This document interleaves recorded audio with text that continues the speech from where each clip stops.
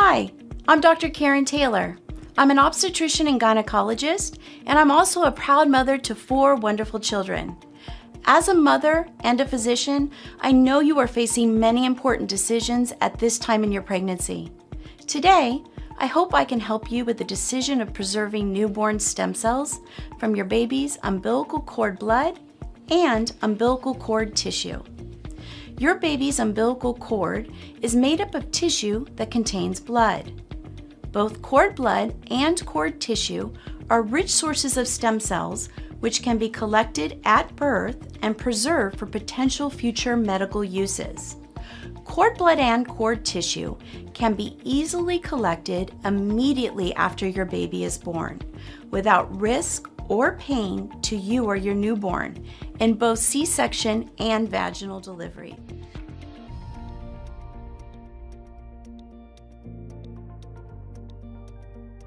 Stem cells are considered the body's master cells. This is because they have the ability to become the different types of cells that make up our organs, tissue, blood, and immune system. The stem cells from cord blood mostly become red blood cells, white blood cells, and platelets. The stem cells in cord tissue can become cartilage, bone, and fat. Preserving your newborn's cord blood and cord tissue today may give your family opportunities to access stem cell treatments in the future.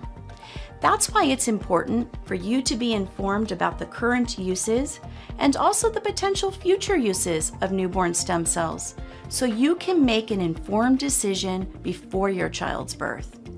Ideally, I recommend that you look into your options and make a decision in your second trimester, since this will allow you time to be prepared if your baby is born before his or her due date.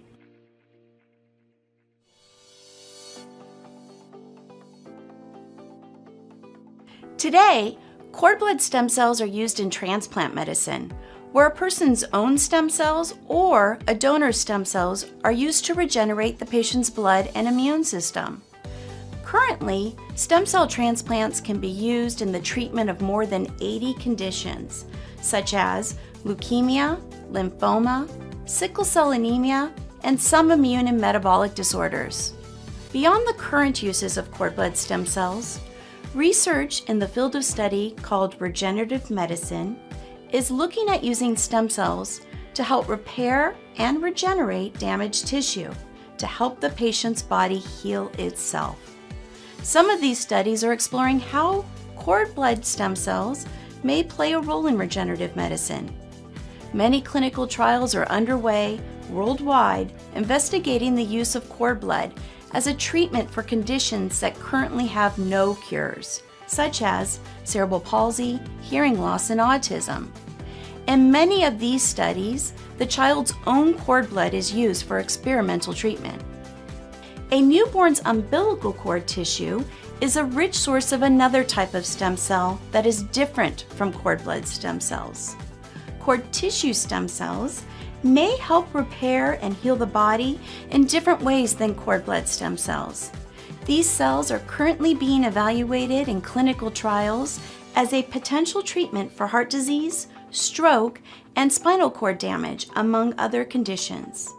This research is exciting, but it is important to note that the research is in its early phases.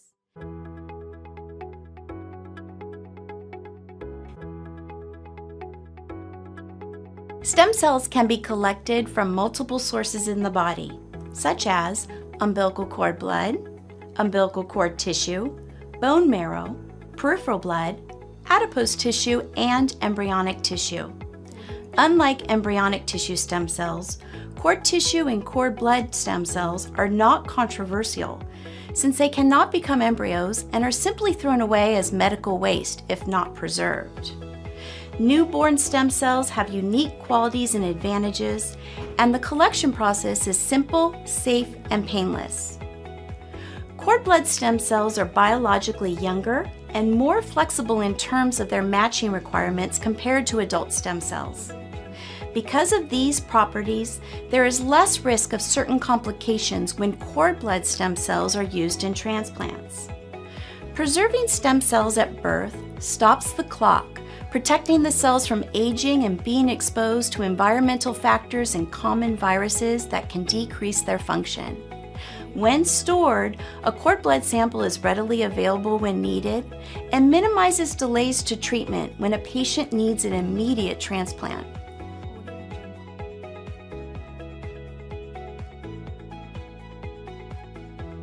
If you decide to save this valuable resource, you can preserve your newborn stem cells for your family's exclusive use, or donate them to a public bank if your hospital has access to one. Otherwise, the cord blood and tissue will be discarded after delivery. I encourage you to really think about your options and preserve the cells with a family bank or donate them if possible to prevent these potentially life-saving cells from being thrown away.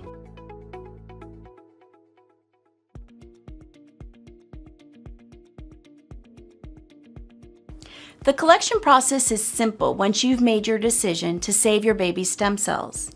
If you choose to enroll with a family bank, you will receive a collection kit in the mail or from your healthcare provider. Bring your collection kit to the hospital with you and give it to your labor and delivery nurse. The collection happens immediately after birth. Once the umbilical cord has been clamped and cut, the remaining blood in the cord is drawn into the collection bag. If you elect to preserve the cord tissue, a segment of the umbilical cord will also be collected. After the collection, your healthcare provider will give the kit back to you. You will call the medical courier listed on the kit. They will pick up the kit from your hospital room and transport it to your family bank. I hope the information I've shared with you is helpful in making your decision about preserving newborn stem cells. If you have additional questions, I encourage you to speak to your healthcare provider or childbirth educator to learn more about cord blood and cord tissue stem cells. This is a very exciting time for you. Congratulations and enjoy it.